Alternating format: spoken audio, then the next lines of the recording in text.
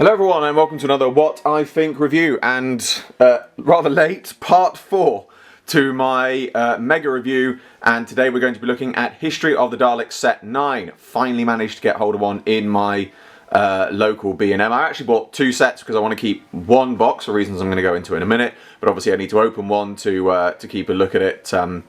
To give a look at it for this review. So in this set, this is Planet of the Daleks History Set 2. Obviously the set 1 we had the 2 opening drones.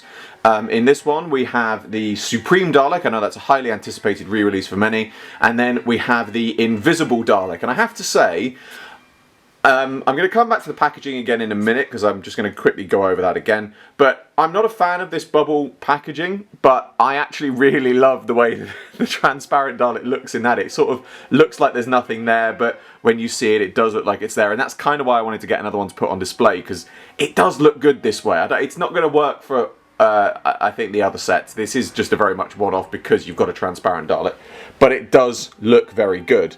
But on that note, on the packaging as well, I am going to try and open this one carefully, and to try and open the box as carefully as I can, so I can put in again an older plastic insert, put in a bit of acetates from another set again, just to make it look a bit in line with the previous ones. But the other thing I just want to touch on the packaging. Obviously, I've previously mentioned in my previous reviews of these, it's for budgetary reasons. If you haven't seen those, please go and watch my previous reviews of this particular mega review.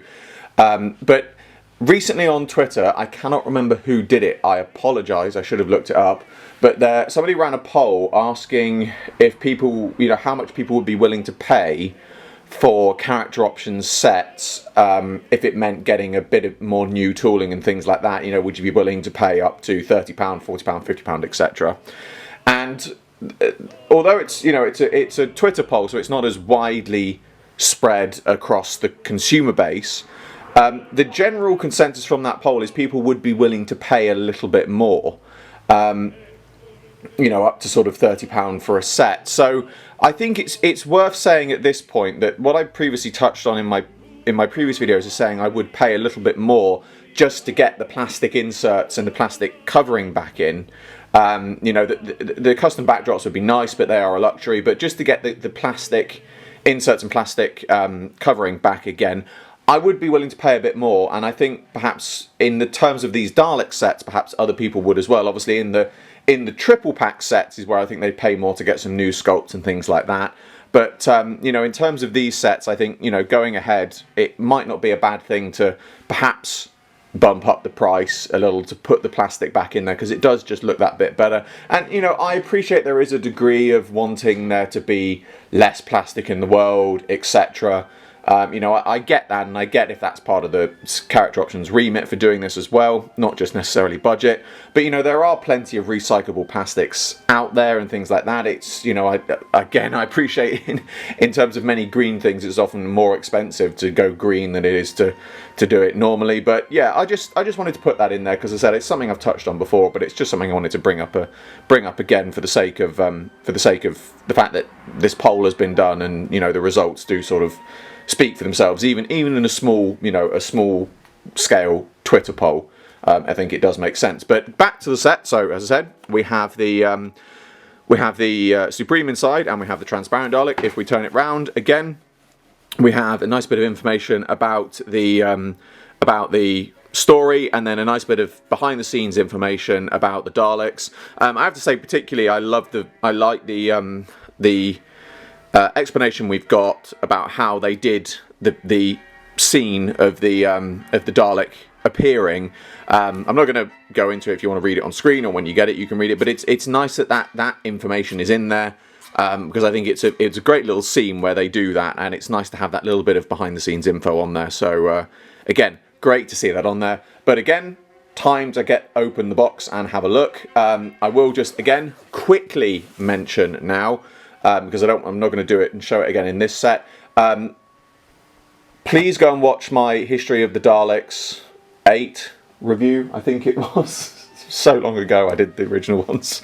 But in that video I have had a little tutorial about how to get these Daleks out of the box without destroying the plastic insert too much. It basically creates a little flap at the back. Please go and watch that if you want to know. That's how I got them out of the box and tried to keep them in the box as best I can. But yeah, let's get into the box and have a look at what we've got. So here we have the Daleks out of the box. They look very nice. So starting with the Supreme, obviously some small changes on this. We've got the newer tooling of the slats. I believe the eye stalk is also a new or possibly updated tooling. That looks very good. I don't think the the dome lights are new tooling. I think they are the old ones, but obviously the old ones had some paint around the eye stalk, the connector to the dome to paint those silver. Again, for budgetary reasons, I can understand why that's not been done. But overall as well, the gold is a much more sort of lighter gold than the previous version, which is a bit more close to what we saw on the screen. Looks very, very good. Nice gloss finish on it. Again, you know, gloss base and things like that. Yeah, not a huge amount to say about it in that sense, because it is just a sort of updated version of the original figure. But you know, I know it's one that many fans have wanted for years, so it's definitely one that I think is going to be very popular and something that many people have wanted. And then we come to the transparent Dalek. This I absolutely love. I am a sucker for a transparent or holographic figure. I really am. And I think this looks absolutely fantastic. This is definitely, again, I think this is actually probably going to be almost as popular as the Supreme Dalek, because I think, you know, a lot of people have always wanted the version that's got the spray paint on it, but at the same time I think they've also wanted a completely clear version, so to actually finally get this is absolutely fantastic. It really does look brilliant, and I am really pleased with this. You know, with the way that this has come out, because it really does look the parts. You know, over the years I've done a few transparent Daleks myself, where I've taken the paint off the previous release of this Dalek, but obviously there's always paint traces left, so to actually finally get a fully transparent version is absolutely fantastic. Really pleased with this. But on that note, there's one little extra thing I want to put in this video as a little idea for people, because some of you may be aware I did this in the past, some of you may not, so I will show it to you all now. Okay, so as some of you may be aware, on my desk I have this little light box, which if I just bring up, you can see it's got a mirrored surface, and it's also got some LED lights inside it. And I put on there one of my, in fact I have it here, my transparent Dalek that I previously made. This is the original release version, but obviously I've taken the paint off it. As you can see, it's got a few paint marks here and there and things like that. But this one I made and I put on the light box as a little display piece. But the beauty of the new one is obviously it's much clearer because there's no previous paint on it.